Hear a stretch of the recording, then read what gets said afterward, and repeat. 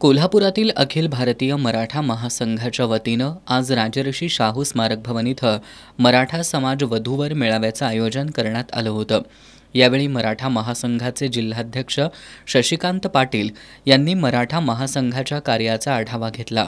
निवृत्त जिल्हाधिकारी डी.पी. मेतके या मेळाव्याच्या अध्यक्षस्थानी होते। यावेळी चंद्रकांत चव्हाण, शंकरराव शेळके, सुरेश पवार, चंद्रकांत पवार, अशोकराव माने, बंडोपंत चव्हाण, लालासो गायकवाड, रवी चव्हाण यांची प्रमुख उपस्थिती होती।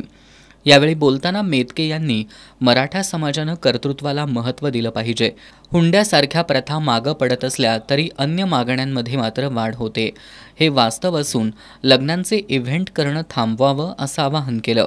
अखिल भारतीय मराठा महासंघाचे राष्ट्रीय उपाध्यक्ष वसंतराव मुळीक यांनी यावेळी मार्गदर्शन करताना मराठा समाजातील तरुण तरुणींनी विज्ञानवादी होऊन यशस्वी उद्योजक बनावं, जुन्या प्रथा परंपरा मागं टाकाव्यात, तसंच लग्नांवर अनाठायी खर्च करू नये असं आवाहन केलं।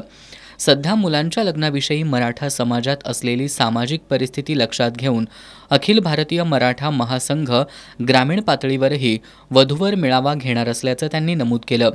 या मेळाव्यात मराठा आरक्षण, सारथी संस्था कर्ज योजना, अण्णासाहेब पाटील आर्थिक विकास महामंडळासह विविध शासकीय योजनांची माहिती देण्यात आली। या मेळाव्याला कोल्हापूर जिल्ह्यासह पर जिल्ह्यातीलही विवाहेच्छुक आणि त्यांचे पालक उपस्थित होते।